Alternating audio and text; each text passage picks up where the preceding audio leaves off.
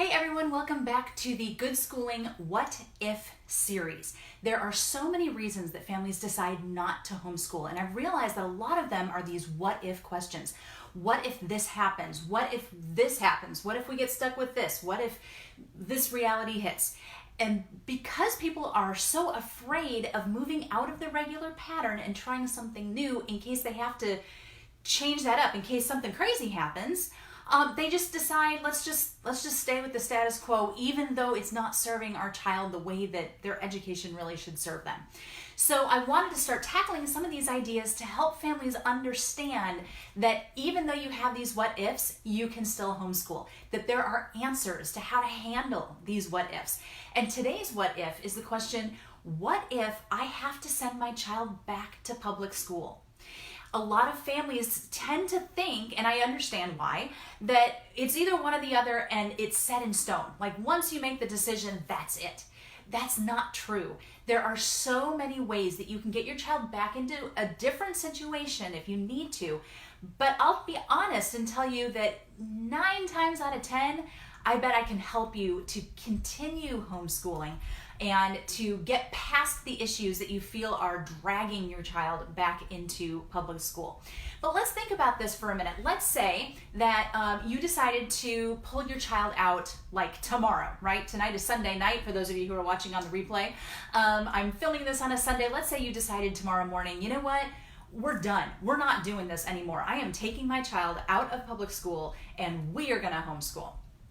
And then let's say over the summer, something happens, lots of possibilities, right?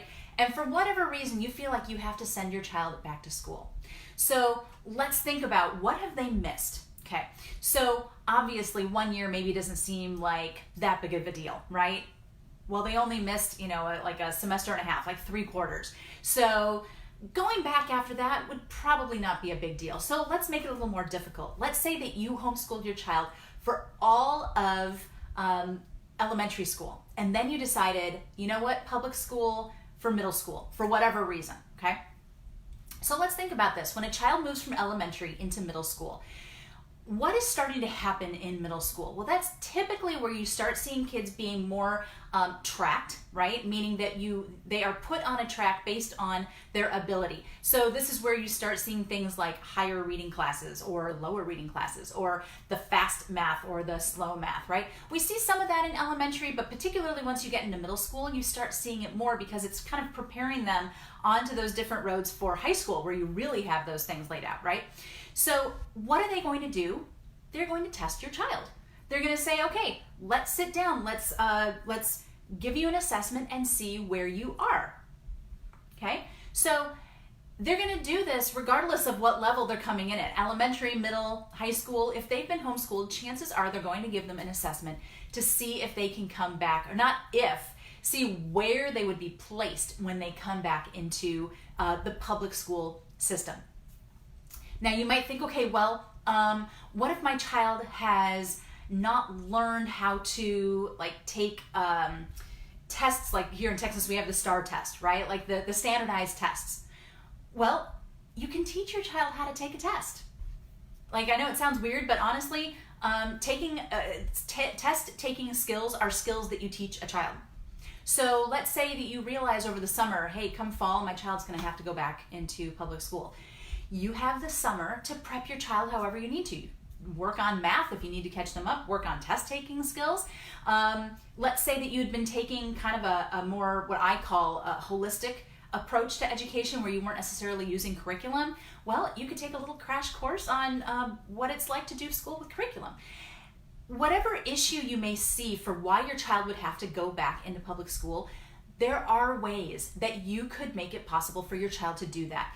It is not a difficult thing. Usually the worst part of it is going to be that they're going to have to take some assessments. Depending on what kind of approach you took to education, you would maybe, they'd maybe be placed a little lower than you would like for them to be. Hey, you were a homeschooler for a while. You know that you can work with them on things at home, right? You can catch them up. You can help them to move forward. However, here's what I really want you to think about. Whatever reasons you can think of for why your child might have to go back to public school, if you really have a heart to homeschool your child, then I can almost guarantee I can help you continue to homeschool. And this is why it is so important when you start homeschooling in the first place to know really, really well the reasons why you have chosen to homeschool. Because I'll be perfectly honest with you, homeschooling is going to have seasons, just like any other part of life, right? There are going to be some seasons where homeschooling is awesome. You love it, everything's working great, you've got your groove, everyone's happy, it's working well. And then there's going to be seasons where this is not at all the case, and things are going to be hard because it's life, right? And you're working with human beings, and you as well are a human being, and when you have human beings in the mix, things don't always go perfectly, right? So there are going to be times when it's going to seem really hard, and sometimes it has nothing to do with you and your kids. Sometimes it's outside circumstances. Somebody loses a job, the family has to move, and now you need to get a job. Something like divorce, or God forbid you lose your spouse or something like that, and you need to figure out, oh my gosh, what do I do now? I can guarantee you that somewhere there is somebody homeschooling in the exact same circumstances that you are in. And if you have a strong why behind your reasons to homeschool, and it wasn't just things like, I hate wasting that time in the pick-up drop-off line, and I hate packing lunches, and I hate having to set an alarm in the morning, okay? I will be totally honest, those are some of my reasons for homeschooling. They're low on the list, right? They're not my priority, but they're there. If those are your only reasons for homeschooling, though, when you hit those hard times, chances are you are not going to continue. But for the vast majority of people, taking a countercultural leap, like choosing to homeschool, quite often has something to do with your personal values, with your child's safety, with your child's health. Big reasons, right? And if you can keep sight of those big reasons, and if those big reasons are big enough, then you are going to be able to overcome any issue that you might see coming at you. So let's think about what some of those issues might be. One of the big ones that often comes is, I have to go back to work. I'm the homeschooling parent, but I have to go back to work. There are so many ways that you can homeschool and still work. A lot of times it actually comes down to not the educational side, but like the childcare side, like where are my children going to go while I'm working? On our blog, which you can find at goodschooling.net/blog, we have an article there called How to Homeschool While Working, or Working and Homeschooling, something like that. It's the most recent blog that I've published, so it's going to be very easy to find. It is a big article, and it's got two separate parts. The first part is all about how you can get your child home and come up with creative solutions to the childcare side and to the scheduling side. Since obviously, if you're working like a 9-to-5 kind of job and you think, well, when am I going to homeschool? Well, you just won't homeschool during 9 to 5. You can homeschool at any point during the day, the week, the month, the year, right? Anyway, that article in that first part has all of these different ideas. Some of them might seem a little outlandish, but the idea is to make you think outside the box. Because remember, if you have a really strong desire to homeschool, then it's going to take some sacrifice sometimes, and it's going to take some creative thinking. But the blog was written to help kind of kickstart your creative juices and help you think about some creative ways that you can work the childcare side and you can work the scheduling side. The other part of that article is actually a free download that you can get where I, again, jogging your creative juices, you know what I mean, where I spark your creative juices to help you think of ways that you can work from home. Now, when we hear work from home, I know people automatically assume network marketing, MLM, type stuff. Some people do that. I actually, in that article, I have my top 10 commandments for joining an MLM. I was in the MLM world for a really long time, and I have got some insights that I share with you on that because yes, it's great for some people, but there's a very specific way you have to go about it, and it's not always going to work for everybody. But that is not what my main focus is. In fact, the rest of that download is non-MLM options. Some of them are companies that you can find online, legitimate companies from working from home. Others are ideas for becoming your own boss, not in the MLM world, but just on an entrepreneurial way and helping you come up with some different kinds of family business type things that you can do that will allow you to work from home, many of which your children can work on with you, which that's a whole other video that we can do. But how amazing would that be to be able to bring your kids, not only keep them home, but be able to start a family business that you work together, to teach them how to run a business, to teach them all the ins and outs of being an entrepreneur. It's not for everybody. Being an entrepreneur, take it from one, it can be really hard sometimes. But when your desire is to homeschool, it is sometimes the best way to do it. So if that's one of the things you're concerned about, well, I may need to go back to work, so I don't think I can homeschool, go read that article, and I can guarantee I can help you find some options, because there are so many more out there than you would realize for both the working side and the childcare side. So let's think about what else you might find. Let's say that you are pregnant and you are going to have a baby, and you're thinking, oh my gosh, how in the world am I going to homeschool while I have a newborn? Well, here's something to think about. When you have a baby, the whole family has a baby, right? You're the one having the baby, but everybody's life is getting turned upside down, right? But not only that, everybody's life is changing for the better. You have a baby, they have a new sibling. Don't do school after you've had a baby. Give yourself a break. Let everybody have the opportunity to step away from curriculum for a while and learn the life skills of taking care of a newborn and taking care of the mama that just had the newborn, right? You don't have to do school every single Monday through Friday from 9 to 3. That's conventional school talking. That's not learning and education in general talking. Your children can learn so much by helping you take care of a baby and helping them to take care of you. Now, I know what you're thinking, okay, but I have a 2-year-old. How on earth am I going to do that with a 2-year-old and a newborn? Well, okay, if you have a 2-year-old, then you haven't been homeschooling probably in the first place. If you have older kids, now when you have them home, it's going to make it a lot easier because you have an older child who can help you, right? Bringing a new baby into the mix, oh my gosh, there's zillions of babies in the homeschooling world, right? So I can guarantee there's somebody in the homeschooling world who's homeschooling in that situation. I see them all the time in the groups that I'm in. And we all of us other homeschooling mamas say the same thing whenever a mom comes in and says, oh my gosh, I'm totally sinking. I just had a baby. We haven't done school in like 2 weeks. My kids are going to fall so far behind. The whole behind thing, that's another video I'll do soon. And we all say the same thing. Don't do formal school right now. Don't do textbooks and workbooks. It's not that your children aren't going to learn. They're going to learn life skills. And hey, if you want, throw a documentary on. Throw some Wildcrats on or some Liberty Kids. Or there's so many educational shows you can put on the TV. I don't advocate for using, television as your only teacher for your child, but there are those days, right? When you're sick, when you've got a newborn in the house, when there's chaos from other life things, that's okay. It's okay to step back, let yourself take a breath, take a breather, even if it's a breather that lasts like a couple months, even if it's a breather that lasts a whole year.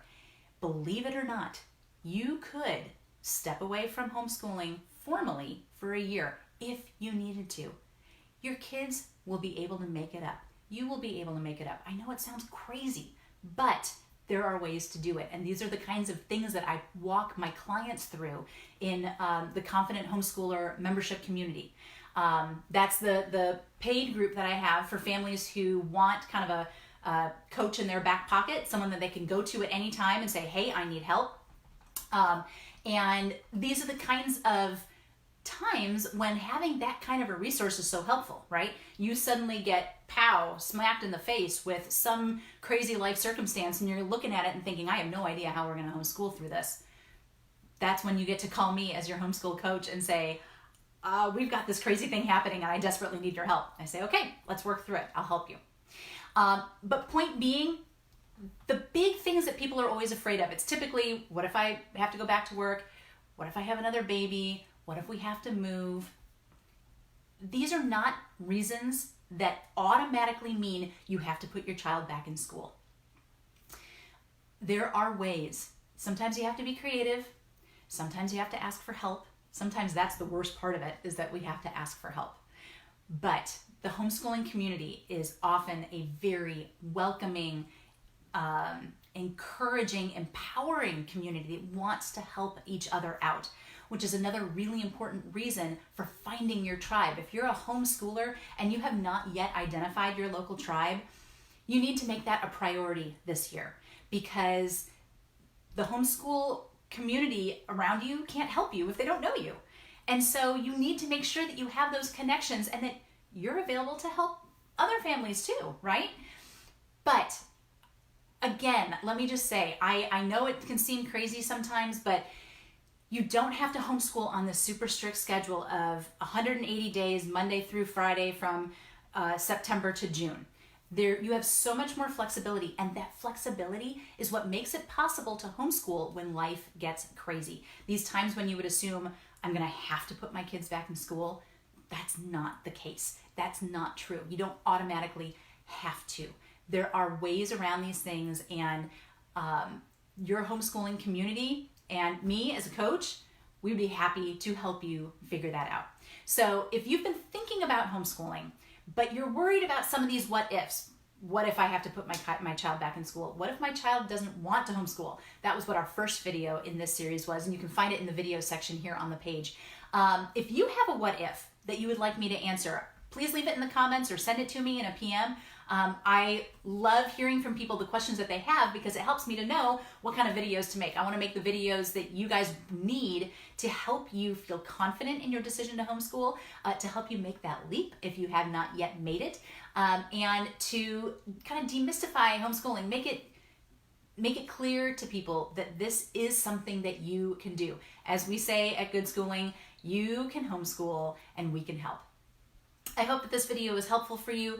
Please leave a comment. Let me know how else I can help. If you have not yet joined Exploring Homeschool, then click over to the Good Schooling page when we're done here, and you'll see a little button on the right-hand side underneath the big cover picture that says Visit Group, I think. And if you click on that, that's going to take you over to Exploring Homeschool. That's my free group where you can ask whatever questions you have. We would be happy to point you in the right direction. Don't forget to check out the Good Schooling blog, which is goodschooling.net/blog.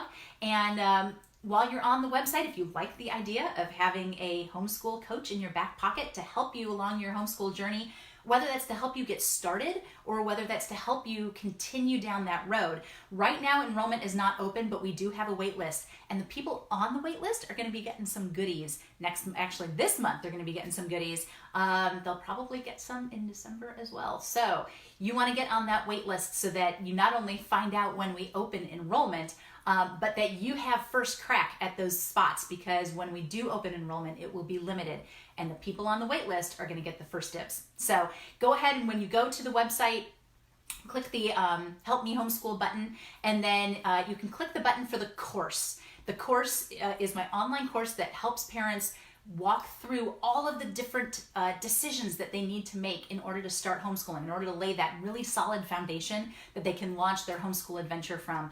And that course is part of the Confident Homeschooler membership community, that paid group. So go ahead, click that. You'll see at the bottom of the page, there's a place where you can click to join the wait list, and then you can start getting some goodies this month, but then you'll also be told when you can join the membership, and we would love to have you and to help you on your homeschooling adventure.